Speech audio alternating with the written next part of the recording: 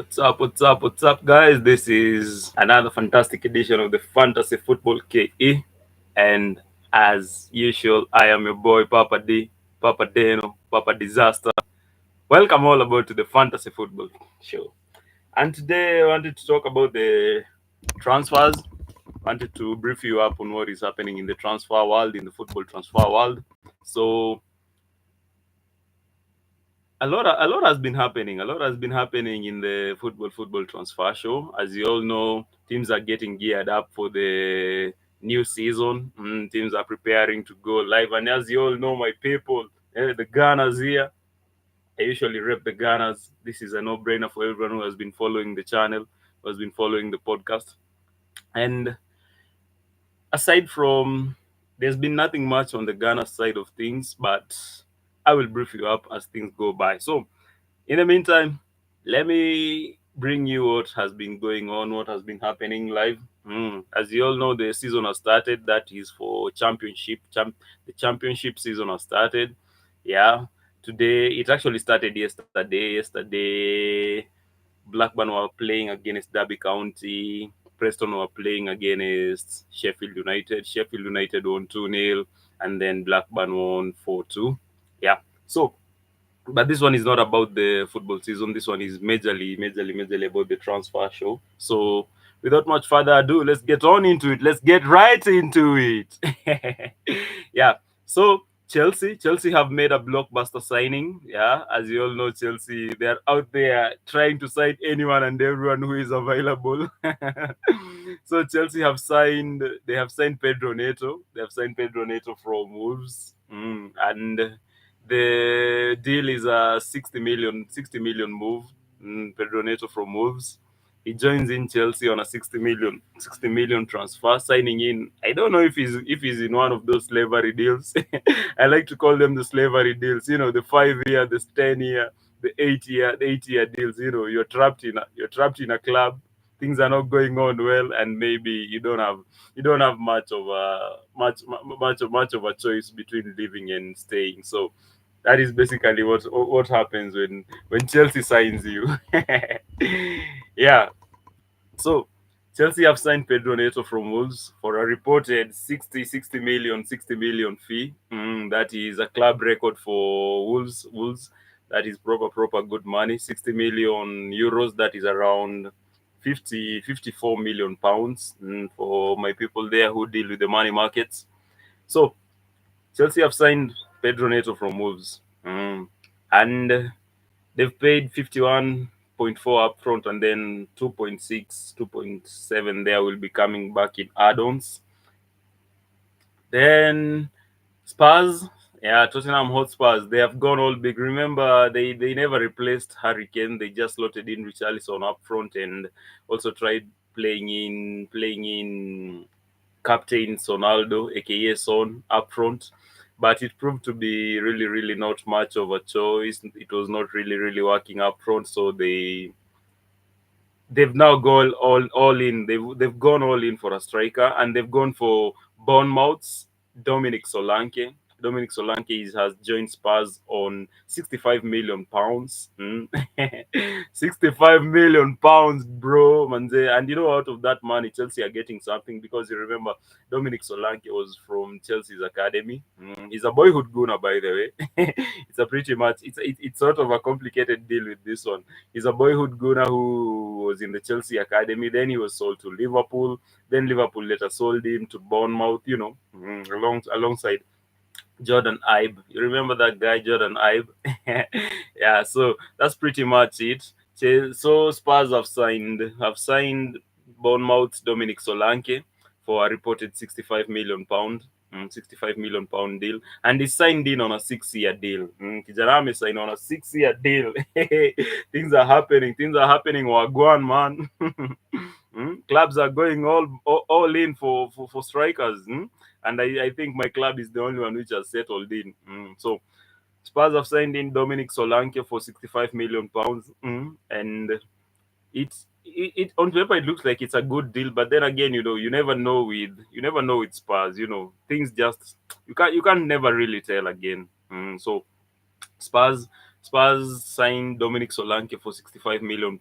He joins in on a 6-year deal until 2030, and he will be competing for slots up front with Richarlison. Richarlison has been, as I told you before, he was playing last season as a striker. I know, in the FPL he was listed as a midfielder, and that was all advantage for all of us, because we really like those players who are playing up front and then they're given different positions in the FPL. But ideally he was playing as a striker for Spurs. So Dominic Solanke will be vying for starting positions with my man, Andre Richarlison. And we'll see who'll get the better, who'll get the most of the position. But if Dominic Solanke is going to have a season like he had with Bournemouth, scoring 20 goals, in all competitions, then I'm sure it's going to be, it's a no-brainer, because I mean, the formation that Ange Postecoglou is trying to play there, three at the back, four at the back, transitioning into a three at the back there, and with that high line, I mean, so this basically spells Son. Son is going to return in the left wing, and this is what we've been waiting for. Son in the left wing is a different monster. He likes to cut in, he likes to operate from the wings, and then he likes to come in and make the most out of all that. So it is something that we are all looking for. We are all looking towards to. So basically, Son is going to go back in the left wing. Yeah. So that's pretty much it. That's pretty much it. And then West Ham have signed Jean-Claire Todibo. Jean-Claire Todibo. Remember Todibo, former Barcelona man, former and long-time Man United target. Jean-Claire Todibo.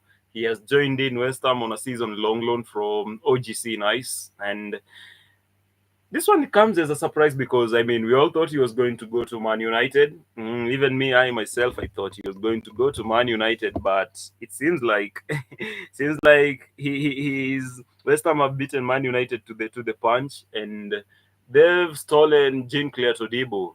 So Todibo is a West Ham player, and I can also see that West Ham have also completed the signing of Manchester United's defender Aaron Wan-Bissaka.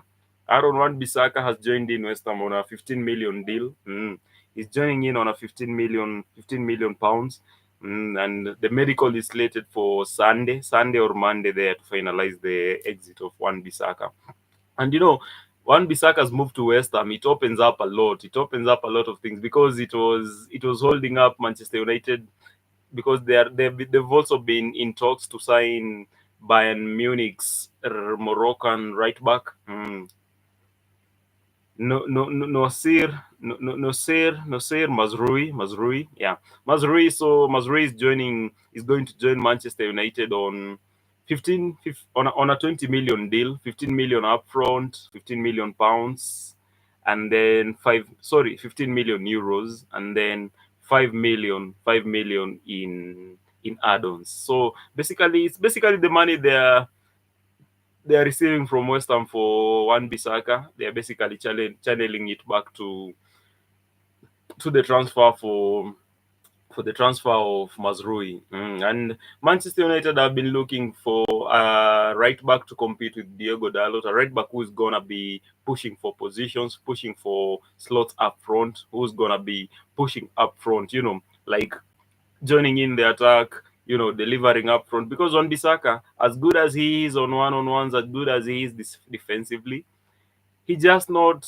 he's just not it going up front. And with today's dynamics, today's games, the way football is being played today, you need a fullback who is an attacking fullback. Yeah, you need someone who's going to be joining in the attack, to be helping out and giving out the width to the wingers. Because most of the teams, they have wingers who are basically wide forwards. They cut in inside, so you need someone who will be able to maintain that width, and also for a link-up play, and to keep the defenders guessing. Yeah. So Manchester United, they have struck gold with Mazrui, and let's see how things unfold for Manchester United. On paper it seems like a good move, but then again, I mean, we had Anthony, we had Sancho. I mean, the list is endless for Man United. It's like a career graveyard. But hey, I did not say that. Yeah. So, still with Manchester United, there is news of the arrival of Dutch defender Matthijs de Ligt. Matthijs de Ligt joining in from Bayern Munich. The 24-year-old centre back has agreed on a 6-year deal, five years plus one optional year to join in Manchester United. And the medical is set. I think they'll be doing the medical together with Mazrui because it's a move that is tied in together. It's a move that is more or less set together to be going on at the same time. Yeah, because they have been negotiating for the two players at the same time in a single move. So it's a 45 million, it's a 50 million euros move, 45 million upfront plus 5 million in add-ons for Matthijs de Ligt. Yeah. So Manchester United finally they look like they've gotten the addition, and I think this one has been accelerated by the loss of Lenny Oro to injury. The 62 million man, the 62 million pound man arrived, and he's going to be out for 3 months after suffering an ankle damage during preseason against Arsenal. So Manchester United, they have worked. They have just before the Premier League starts, because the Premier League starts next weekend, and actually this weekend is going to be the curtain raiser. Manchester City playing against Manchester United for the FA Community Shield. That one is going to be a cracker. That one is going to be a cracker for sure. The game kicks off at 5 p.m. Yeah. So for Manchester United to be able to acquire Mazrui and Matis the leads, that's a good move for them, because it enables them to get into the season. Even if they'll not be in line to start the first game, they will be in line to start like the first games of the month. Not their opener against Fulham on Friday, but definitely they will be looking to be playing the next one, because Manchester United are short in the defensive areas. At the moment, they only have Johnny Evans, they only have Harry Maguire, they only have Victor Lindelof, and Lisandro Martinez, aka the Butcher. And Licha is yet to return to training, or if he has returned, it's only like in the past couple of few weeks, so he's not really in tune with the other members of the team. So he still needs some more time, and you see someone like the lead has been training with the Bayern Munich squad. He's played a couple of preseason friendlies with them, so this one definitely it puts him in a good position to slot in right away to start and slot into the team. Yeah, basically he's good to go. He's a plug and play kind of guy. Also, along with Mazrui.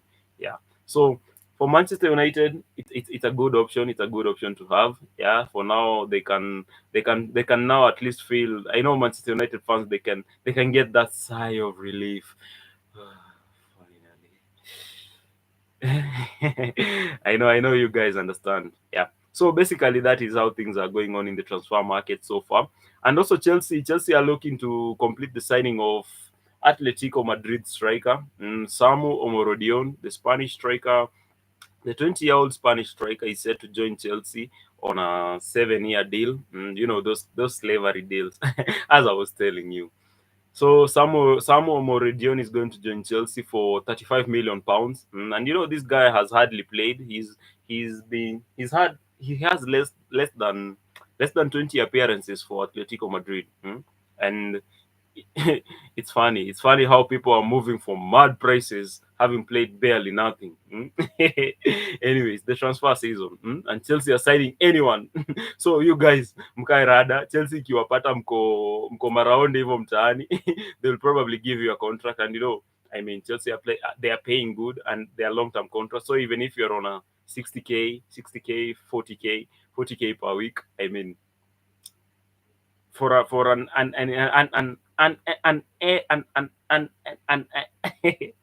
even the words are disappearing. The words are missing. For an unestablished player, getting a 60 for 40 to 60k contract per week on an 8-year deal. It's not bad. Once you start performing well, you can renegotiate, and it puts you it does look like it puts the player in jeopardy, but it's also it's also not bad for players, especially if you look at the profile of the players they're signing. Very, very young players, 18-year-olds, 16-year-olds, and they have also completed the signing of Genk goalkeeper Mike Penders. Mike Penders joins in from Genk. He's a young Belgian goalkeeper, 18 years old, and I think he's either going to slot into the under 21s or the academy sides, or he's going to be loaned out, because at the moment I can see Jorgensen has been the one who has been starting in the preseason, competing up with Sanchez. They've been sharing the duties, the game duties with Sanchez. So let's see. Chelsea have signed a couple of goalkeepers. At the moment, they have like 6, 7 goalkeepers on their books. Yeah. In the meantime, young goalkeeper Beach. Beach has been he's been sent out on loan to Swindon Town. Yeah, he's also another Chelsea goalkeeper. Yeah, so at the moment Chelsea they have like 5 goalkeepers all vying for a starting position. Remember, even the most expensive goalkeeper in the world, Kepa Arrizabalaga, is also back from his Real Madrid loan spell. So, and I don't think Madrid are looking to sign him again. So he's back. He's going to be competing with the slot against Petrovic, against Jorgensen, the new signing from the new Danish signing, and then Sanchez, and then also Slonina. So you see, Chelsea, they have quite a conundrum there. They have quite close to 4 goalkeepers all vying for one spot. Yeah. So that is how things are looking at for Chelsea in the goalkeeping department. Also, Chelsea, they've signed. I'm forgetting the name. Please remind me. Chelsea. They're signing everyone. Anyway, the name will come. I'll keep you up to it. Then there's the blockbuster. There's the blockbuster move for Atletico. Atletico Madrid, they have signed Julian Alvarez from Manchester City. Atletico Madrid have signed Julian Alvarez from Manchester City for a reported 82 million pounds. Dude, 82 million pounds. That's close to $108 million for a player they signed for less than $18 million. I mean, that's a coup. That's a coup.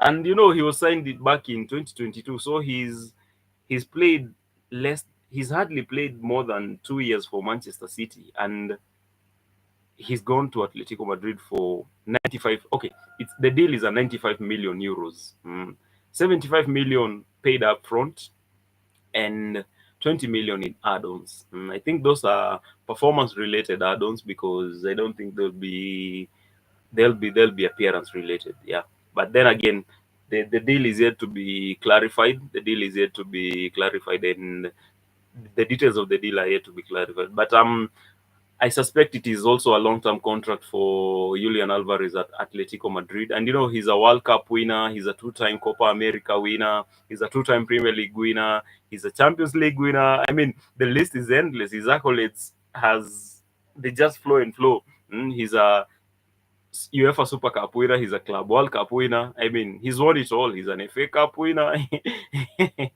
He's a treble winner, basically. You see, and that is why the price was so steep. I remember Arsenal were interested in the move, but I don't think City could have sold the player to Arsenal, especially with the Zinchenko and Jesus sales, and the impact that they had in the team. So, and as you see, Arsenal have been chasing City for the title for now. This is the second year, and they're looking to go right again for next season. So it's going to be difficult for any businesses to be done between Arsenal and City, especially for first team players from Manchester City.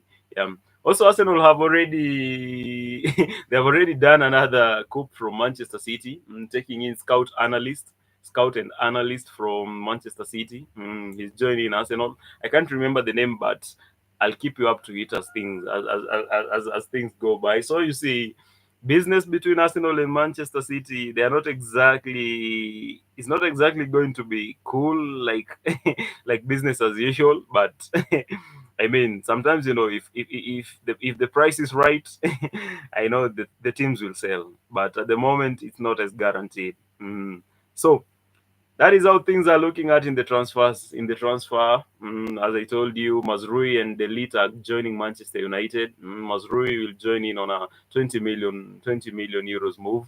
15 million upfront, 5 million in add-ons, while Mathis de Ligt will be joining in on a 50 million move, 55 million upfront, 5 million in add-ons.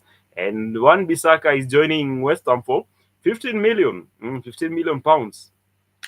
And speaking of West Ham have also brought in Borussia Dortmund's. They've brought in Borussia Dortmund's Nicolas Falkrug. Remember the 31-year-old German international?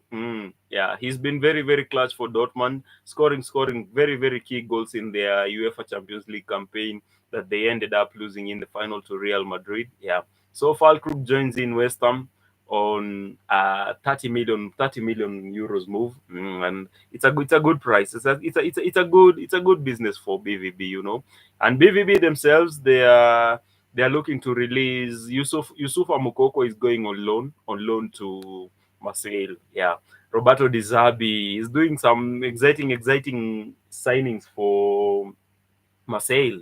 He's already brought in Mason Greenwood from Manchester United for 32 million pounds.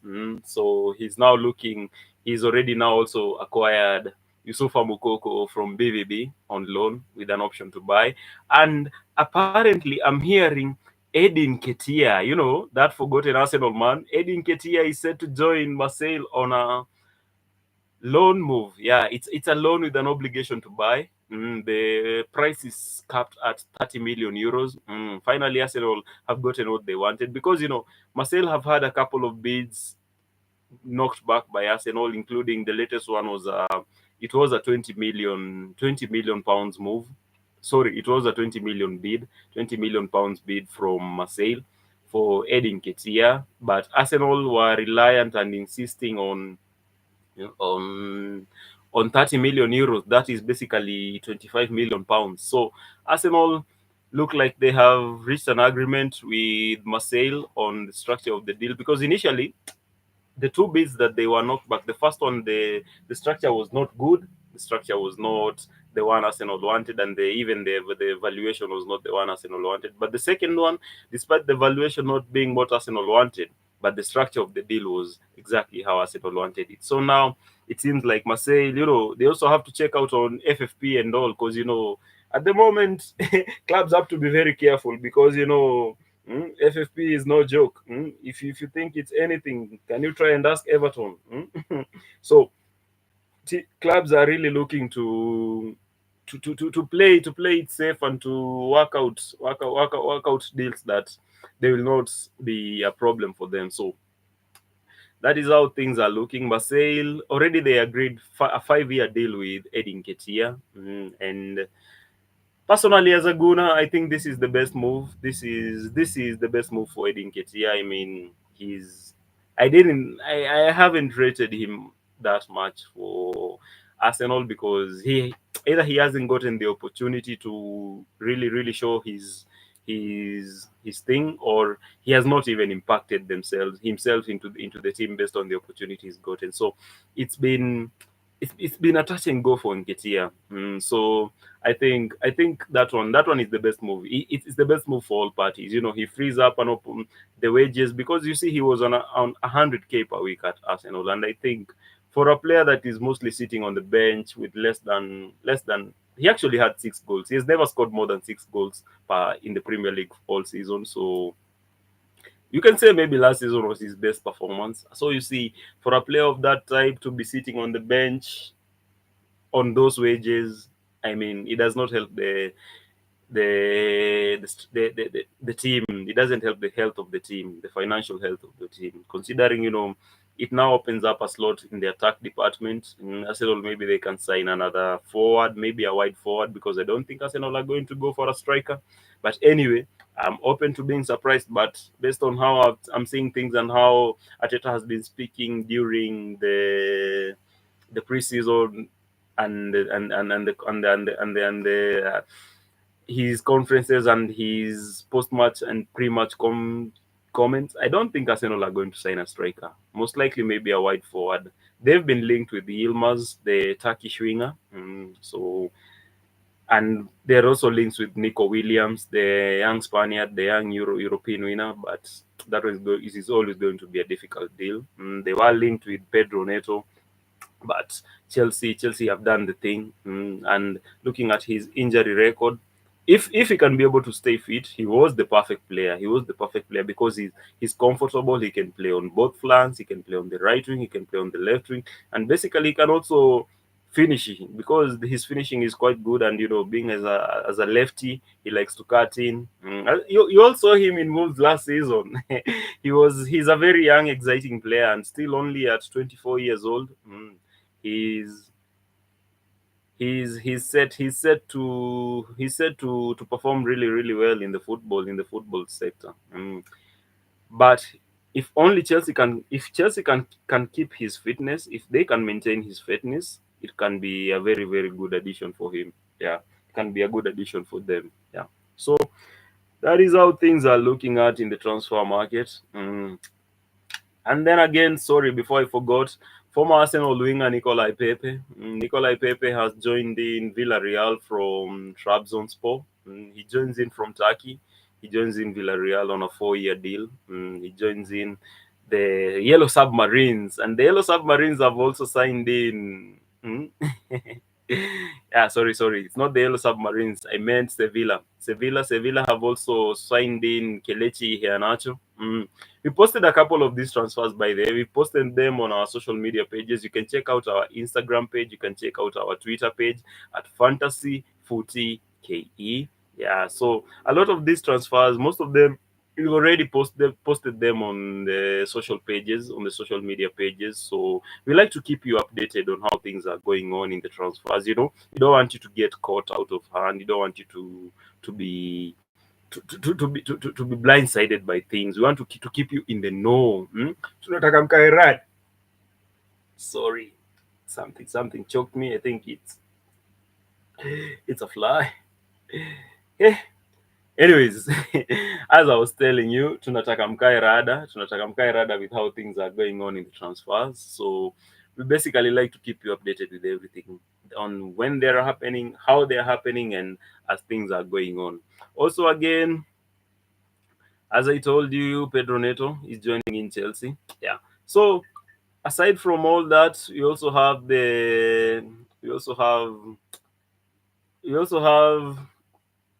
remember Chelsea's lost man, Michi Batshuayi, aka Batman. Batman is joining in Galatasaray. Michi Batshuayi is joining in Galatasaray from fellow Turkish side Fenerbahce. So that is how things are happening. Things are happening like that in the transfer season. Michi Batshuayi is joining in Fenerbahce in the tra- in from sorry, he's joining in Galatasaray from Fenerbahce. Yeah, so that is that. And then also there's been a move. Mm, yeah, there's been a move. Sorry, just give me a couple of few seconds to just get it. Yeah, finally the Conor Gallagher transfer saga is over.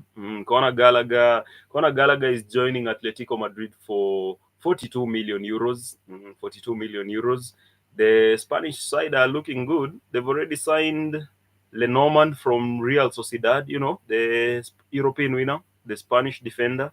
Lenormand has also joined in from Real Sociedad. He's joined in Atletico Madrid, and Conor Gallagher joins in from Chelsea for 42 million euros. That is a very, very good transfer. That is a very, very good deal for Chelsea.